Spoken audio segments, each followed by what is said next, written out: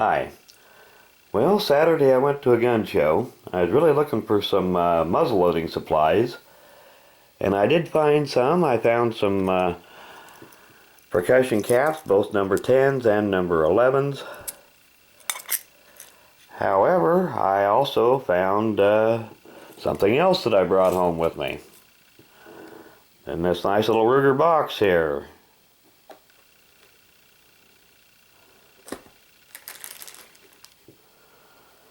A single 7, 32 Federal Magnum, 327 Federal Magnum. See if we can get the markings to show up here on the end of the box.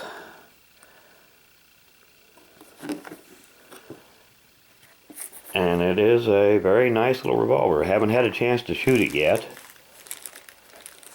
Get it out of here so we can have a good look at it.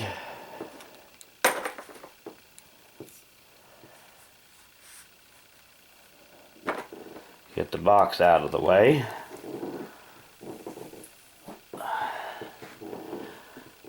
And I also picked up another 100 rounds of the 327 Federal ammunition.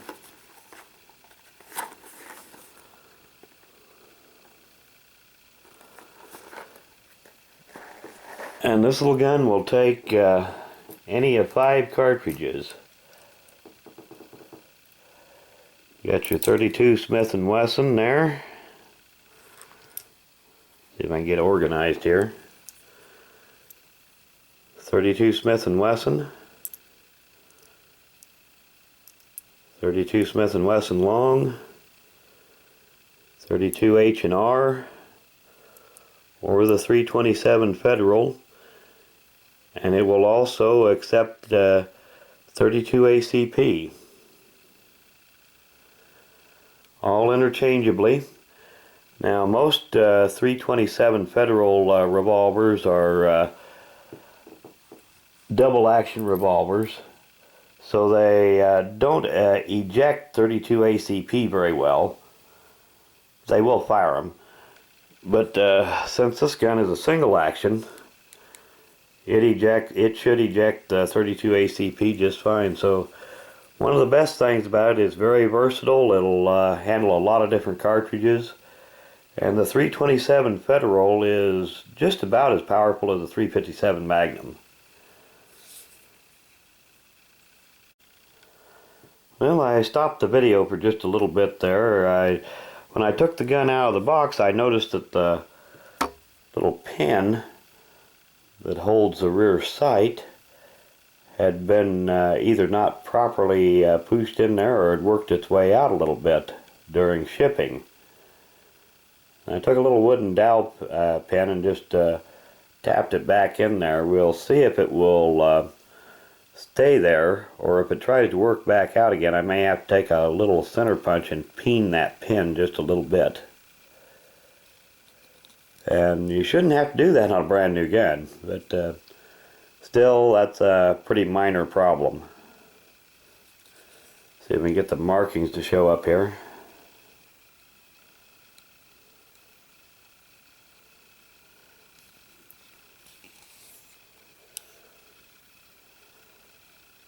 And for years, people have been complaining that Ruger puts the entire manual on their guns.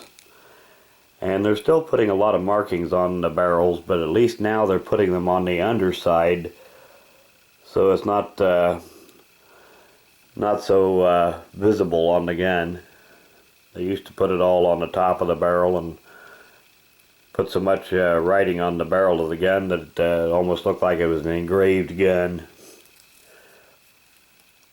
But anyway, this one is a 5.5 inch barrel. And they also make them in a 4 5/8 and a 7.5. Now I'm not sure if they make this gun in a 6.5 inch barrel or not.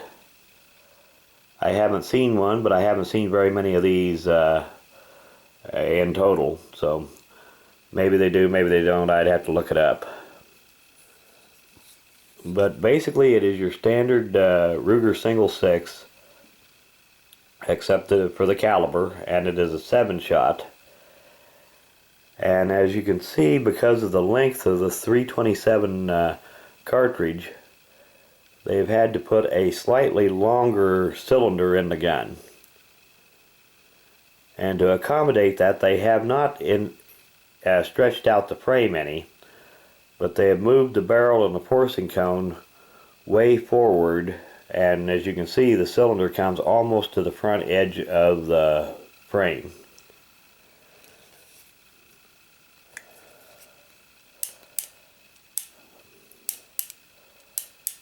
And of course, it's not loaded. This gun's brand new, it's never been loaded yet.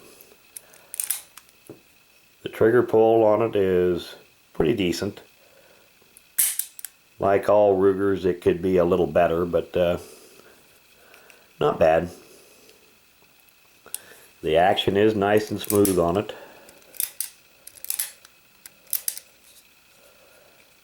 I'm going to tap this just a little bit and see if that pin wants to work its way back out of there again. And it hasn't, but time will tell. Like I said, if it does tend to work out of there again, I may need to just peen that pin just a little bit to make it stay where it belongs. It's got standard adjustable Ruger adjustable sights on it. Nowadays, a lot of Rugers that you see have the fiber optic sights on it. This one doesn't. And just in general, it ought to be a fun little shooter. And the 327 Federal cartridge, it never really became very popular, but as soon as all the gun manufacturers started discontinuing guns chambered in that caliber, all of a sudden the prices on the used guns went sky high. So Ruger has started chambering guns in this caliber again, both this one and the SP-101 with a slightly longer barrel than the original ones had. So we'll see if the popularity of the cartridge picks up. But in general, it should be a fun little shooter, and it may turn into being a good little collectible like the other 327 guns have become. So time will tell on that, but like I said, whether it becomes collectible or not, it ought to be a fun shooter anyway. But I just thought I'd give you a quick look at it. One of these days I'll get it out and do a shooting video with it. Here lately I haven't been able to do a lot of shooting. It seems like either the weather's bad, or I'm busy, or I'm working, one or the other. But sometime here I will get it out and do a shooting video with it. But I just wanted to give you a quick look at it. And I want to do an end of video shout out, and this one's for Jay Lewis. And I'll put a link to his channel in the description of this video. And if you get a little free time, go check it out. Thanks for watching.